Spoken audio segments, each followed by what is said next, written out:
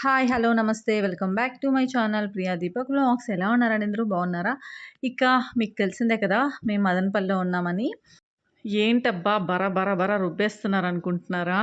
ఎలాగో ఆఫ్టర్‌నూన్ బయట తినేసొచ్చాము. ఇప్పుడన్నా సాయంత్రము స్నాక్స్ మా ఇంట్లో తినాలని చెప్పి ఆంటీ వాళ్ళు మా కోసము అలసందల వడ చేస్తున్నారండి.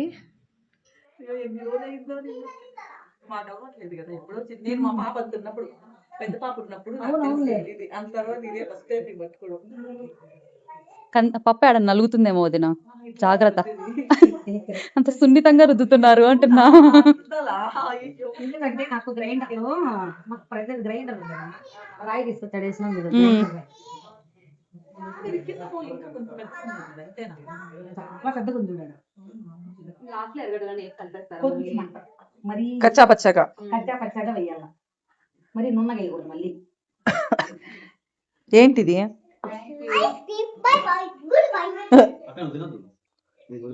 అది వేసుకుంటా తగ్గిపోతుంది మామూలుగా. నేను ఎక్కువ ఉన్నా కూడా తగ్గిపోతుంది తెలుసా. నేను ఎక్కువ పచ్చి అవునా? ఇదేదో భలే ఉంది. అంటే అవే కొట్టుకొని చచ్చిపోతుంది. చాలా నానా వే అంత తినకూడదు, వే కందంత పోతుంది. నాన్న కొంచెం ఈ నాన్న నాకు.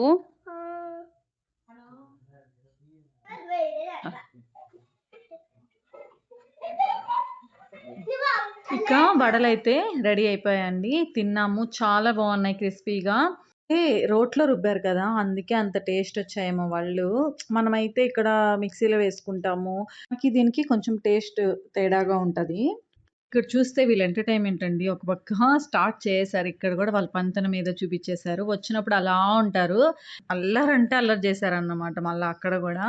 ఇక అలా ఇలా మాట్లాడుతూ, అట్లా గడుపుతూ, ఇట్లా గడుపుతూ ఈవినింగ్ అయిపోయిందండి. ఇంకా మేము వెళ్ళాల్సొచ్చిన సమయం వచ్చిందన్నమాట.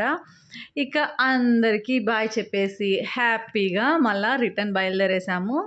ఓకే. మరికొన్ని విశేషాలతో మళ్ళీ కలుద్దాం. Bye bye. Take care.